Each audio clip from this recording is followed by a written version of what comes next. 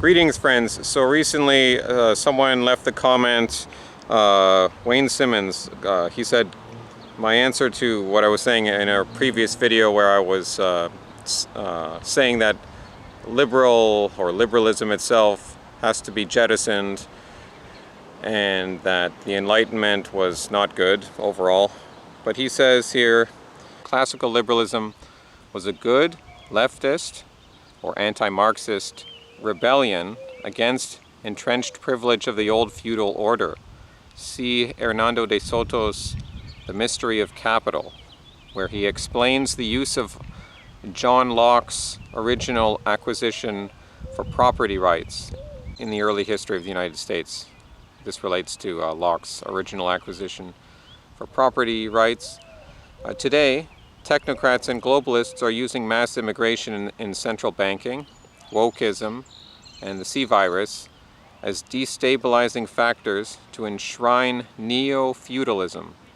If you're fighting that, you're a classical liberal. Well, I'll just say at the end, I mean, that is a logical fallacy. I mean, not everyone who's fighting one enemy has to be with the same beliefs. Obviously, we can see this from the freedom rallies or the anti-lockdown movement. I mean, it's brought together all sorts of people that disagree on many fundamental things. In Spain, in the 30s, all sorts of different groups came together to oppose the communists. There were monarchists, there were non-monarchists, there were ultra-Catholic groups, there were like a whole bunch of different people that came together to oppose that. The entrenched privilege of the old feudal order, I don't know. I need to be sold on why the old feudal order itself was the wrong thing to do, to organize society into different positions, to have at least some semblance of aristocracy. But I get it that the nobles could abuse their power all the time. I get it. Their castles come out and raid the countryside. Yeah, I know, I've read the history too, but we've seen the opposite. We've seen what democracy's like. Marxism comes out of the liberal tradition, but so does Thomas Jefferson and John Locke. And I know Wikipedia is a stupid source, but just as, you know, for the very basics. And no, I haven't read John Locke's books, but I'm familiar with him. Obviously, he comes up. John Locke, born 1632, died 1704, was an English philosopher and physician, widely regarded as one of the most influential Enlightenment thinkers, and commonly known as the father of liberalism. Oh dear, oh dear. Well, liberalism is the problem. So if he's the father of liberalism, then he's the father of a lot of your problems. John Locke,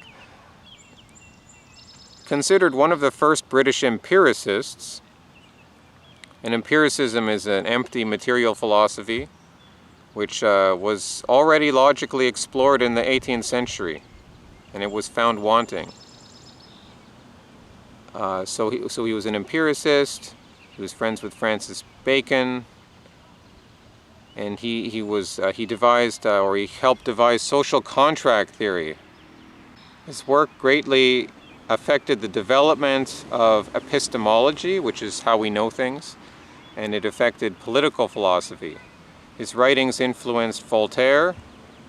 That's another red flag. The huge atheist, Voltaire, his thinking, and also Jean-Jacques Rousseau, both of whom had their influence in leading to an ideological influence preceding the French Revolution. And John Locke influenced many Scottish Enlightenment thinkers. He influenced the American revolutionaries. Yes, especially property laws in the New World and getting all that individualism sorted out. He's going to be important for that. He's important for apparently the United States Declaration of Independence. I'm not sure about if he advocated for republics. I thought I was reading that, but that's John Locke. So that's bringing about the modern world. He's contemporaneous with Isaac Newton, like same basic time frame. A lot of it comes out of rebellion against God, Gnosticism. A lot of it ties back to the Renaissance, this moving away. It was the second millennium after Christ. It was like there was the first millennium in Europe, and then there was the second millennium. And we see that really coming to a head with this Enlightenment sort of thinking, which is influential on Professor Ricardo Duchesne, which is fundamentally not rooted in God. It's still just secular and individualistic. Yeah, the entrenched privilege of the old feudal order. Do you have a problem with entrenched privilege itself? Because that's what a king is, or a baron, or a duke,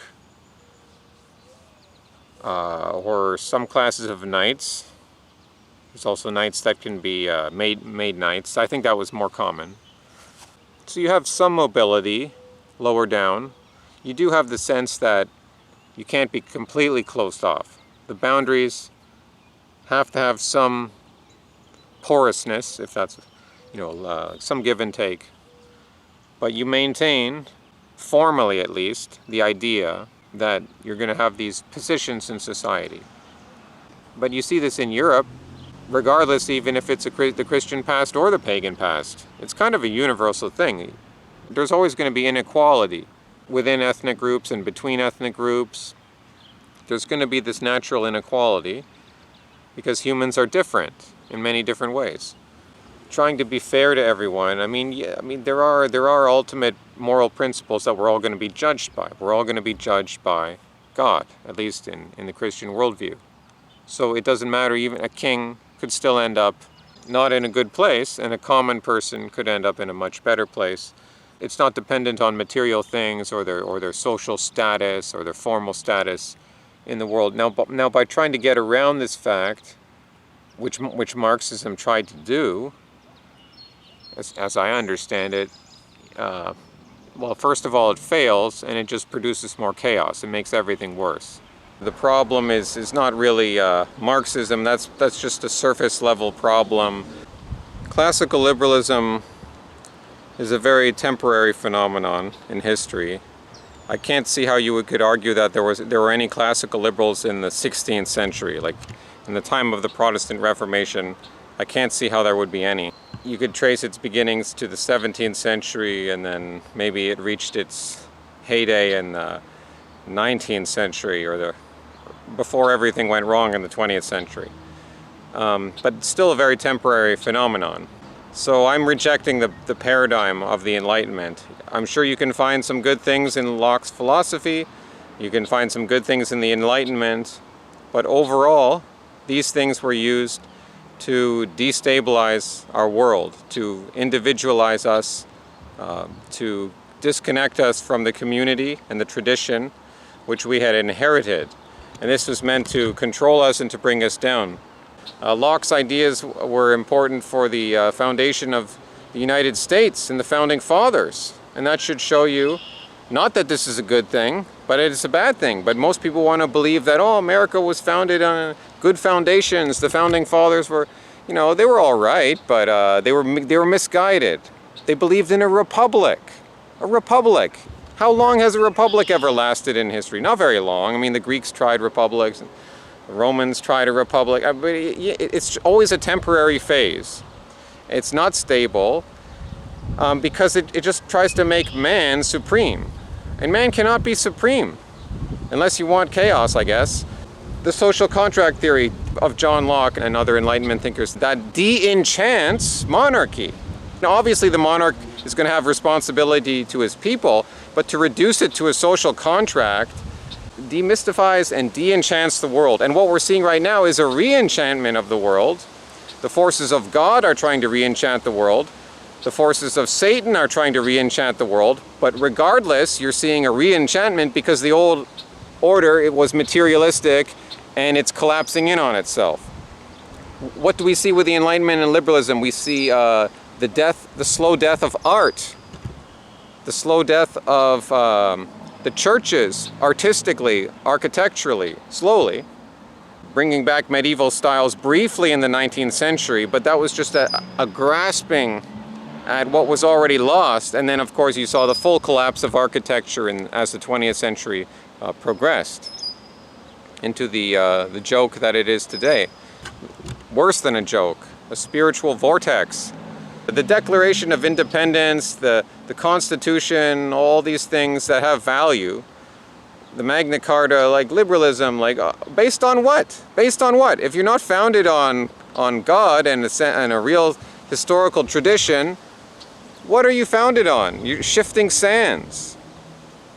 Hasta luego, amigos.